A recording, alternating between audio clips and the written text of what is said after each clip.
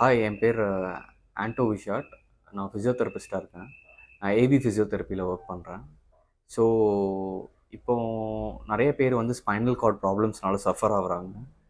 So, அந்த பேஷண்ட்டுக்கு வந்து அதில் நிறைய டைப் ஆஃப் ப்ராப்ளம்ஸ் வருது. Lumbar spine, thoracic spine, cervical spine, பின்ன சேக்ரம், காக்சி அப்படின்னு நிறைய லெவல்ஸில் வந்து ப்ராப்ளம்ஸ் வருது. இப்போ காமனாக வர்ற ப்ராப்ளம் பார்த்தீங்கன்னா, இப்போ ஒரு ஜென்ரேஷனுக்கு cervical spine, thoracic spine, lumbar spine மூணுலேயுமே ப்ராப்ளம் வருது. இந்த ஸ்பைனல் கார்ட் பேஷண்ட்ஸ்க்கு என்ன பண்ணலாம், பெயின் மேனேஜ்மெண்ட்டுக்கு என்ன பண்ணலாம் அப்படின்றத பற்றி பேசுகிறதுக்காக தான் நான் இப்போ இங்கே இருக்கேன். ஸோ இப்போ ஸ்பைனல் கார்ட் பெயின்னு எடுத்திங்கன்னா அது நர்வ் ரிலேட்டடான பெயின். இந்த பெயின் வந்து ரேடியேட் ஆகும். இந்த ஒரு பிளேஸ்லேருந்து கீழே வரைக்கும் ட்ராவல் ஆகும். அந்த மாதிரி காம்ப்ளிகேஷன்ஸ் வரும். இப்போ கழுத்தில் டிஸ்பல்ஜ் இருக்குது அப்படின்னா அது எந்தெந்த லெவல்ஸில் இருக்குதுன்னு பார்த்து அதுக்கேற்ற மாதிரி பெயின் வந்து டிஃபர் ஆகும். இப்போ இன்கேஸ் கழுத்தில் இங்கே டிஸ்பல்ஜ் இருக்குது அப்படின்னா அந்த பெயின் கை ஃபுல்லாக ரேடியேட் ஆகும். அது வந்து க்ரானிக் லெவலில் இருக்கும் போது கையில் தரிப்பு அந்த மாதிரி சிம்டம்ஸ் எல்லாம் வரும். இப்போ உங்களுக்கு ப்ரொலாங்டாக இப்போ லம்பார் ஸ்பைன்னப்போ லம்பார் ஸ்பைன் கீழே வருது. இப்போ பேக் பெயின் இருக்குது அப்படின்றவங்களுக்கு லம்பார் ஸ்பைனில் ஏதாவது ஏஜ் ரிலேட்டட் ஃபேக்டர்னால தேய்மானங்கள் ஏதாவது இருக்கலாம். அப்படி இருந்தாலும் உங்களுக்கு வந்து பேக் பெயின் வரும். அந்த பெயின் கீழே கால் வரைக்கும் ரேடியேட் ஆகும். அந்த மாதிரி சிம்டம்ஸ் இருக்கலாம்.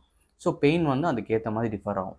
இப்போ இந்த ஸ்பைனல் கார்ட் ப்ராப்ளம்ஸ் வராமல் எப்படி நீங்கள் ப்ரிவெண்ட் பண்ணலாம் அப்படின்னு பார்த்தீங்கன்னா, ரெகுலராக ஸ்பைனல் மொபிலிட்டி எக்ஸசைஸ் ஃபாலோ பண்ணணும். பின்ன அதுக்கப்புறம் ஸ்பைனல் ப்ராப்ளம்ஸ் இருக்குது, எனக்கு வந்து இப்போ எக்ஸ்ரேலையோ எம்ஆர்ஐலையோ ஸ்பைனல் ப்ராப்ளம்ஸ் இருக்குதுன்னு சொல்லியிருக்காங்க. ஆனால் வந்து எனக்கு பெயின் சிம்டம்ஸ் எதுவும் இல்லை அப்படின்றவங்க you people are so lucky. So நீங்கள் என்ன பண்ணலான்னா, ஸ்பைனல் டீகம்ப்ரெஷன் தெரப்பி பண்ணலாம். அப்போது டீகம்ப்ரெஷன் தெரப்பியாக பண்ணணுமா, ட்ரீட்மெண்ட்டாக பண்ணணுமா, அது மேனுவலாக வீட்டிலே எப்படி பண்ணுறதுனா, புல்லப் பார் ஏதாவது இருந்துச்சுன்னா அதில் நீங்கள் டெய்லி மார்னிங் எழுந்திரிச்ச உடனே காலுக்கடியில் பில்லோ வச்சுட்டு ஒரு 10 மினிட்ஸ் படுத்துட்டு பின்ன நீங்கள் ஹேங் பண்ணுறது வழியிலையா உங்கள் ஸ்பைனல் கார்டில் ஒரு மைல்டு ட்ராக்ஷன் இருக்கும். அது இங்கே ரெகுலராக ஃபாலோ பண்ணுறதுனால அந்த வெர்டிபிரல் ஸ்பேஸ் இம்ப்ரூவ் ஆகும். இது ரீசெண்டாக ரிசர்ச்சில் வந்து ப்ரூஃப் பண்ணியிருக்காங்க. ஸோ இது நீங்கள் பண்ணுறது மூலியமாக உங்களுக்கு அந்த பெயின் வந்து கண்ட்ரோல் ஆகும். இன்கேஸ் பேஷண்ட்டுக்கு பெயின் இருக்குது, இப்போ மைல்டாக எப்போவாது பெயின் வருது, இல்லை கண்டினியூஸாக எனக்கு பெயின் இருக்குது அப்படின்ற பேஷண்ட்ஸ்க்கு வந்து இது அட்வைசபிள் கிடையாது. எப்போவாது வேலை செஞ்சதுக்கப்புறம் எனக்கு பெயின் ஜாஸ்தியாக இருக்குது அப்படின்னு ஃபீல் பண்ணுற பேஷண்ட் என்ன பண்ணுங்கன்னா, ஹாட் பேக் கொடுங்க. ஹாட் பேக் வந்து ட்வைஸ் அ டே கொடுங்க. பின்ன அதுக்கப்புறம் பொசிஷனல் ரிலீஸ்னு ஒரு டெக்னிக் இருக்குது. ஹாட் பேக் கொடுத்ததுக்கப்புறம் ரெஸ்ட் பண்ணி பில்லோ காலுக்கு அடியில் ப்ளேஸ் பண்ணி ரெஸ்ட் பண்ணி அந்த மாதிரி பெயினை வந்து ஃபஸ்ட்டு கம்மி பண்ணுங்கள். பெயின் கம்மி பண்ணதுக்கப்புறம் நீங்கள் எக்ஸசைஸ் தெரப்பி போனீங்கன்னா அது கொஞ்சம் எஃபெக்டிவாக இருக்கும். ஸோ அது இல்லாமல் நீங்கள் டேரெக்டாக எக்ஸசைஸ் போனீங்கன்னா பெயின் வந்து அக்ரிவேட் ஆகும். இதுதான் பெயினோட ஸ்ட்ராட்டர்ஜி ஆக்சுவலி. இதை வந்து நீங்கள் என்ன பண்ணுறீங்கன்னா, இப்போ பெயின் வந்துருச்சு அதனால் நான் உடனே எக்ஸசைஸ் பண்ணால் யூடியூப் பார்த்து எக்ஸசைஸ் பண்ணால் பெயின் சரியாயிரும் அப்படின்னு நீங்கள் எதிர்பார்த்தீங்கன்னா அது நடக்காது. யூடியூப் பார்த்து எக்ஸசைஸ் பண்ணுறதுனால எல்லாருக்கும் ஒரே எக்ஸசைஸ் பேட்டர்ன் வந்து ஒர்க் அவுட் ஆகாது.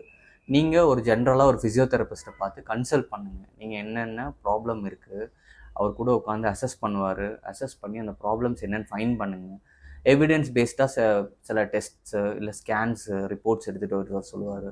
அதை பாருங்கள். பார்த்து அதை அசஸ் பண்ணி அதுக்கேற்ற எக்ஸசைஸு அதுக்கேற்ற ட்ரீட்மெண்ட் ப்ரோட்டோகால் ஃபாலோ பண்ணிங்கன்னா இது பெட்டராக இருக்கும். அப்படி இல்லாமல் நீங்கள் எது பண்ணாலும் அது வேஸ்ட் ஆஃப் டைம். பின்ன ரொம்ப பெயின் இருக்குன்னா நீங்கள் பெயின் மேனேஜ்மெண்ட் கம்பல்சரியாக ஃபிசியோதெரபிஸ்ட்டை பார்த்து நீங்கள் பெயின் மேனேஜ்மெண்ட் பண்ணணும்.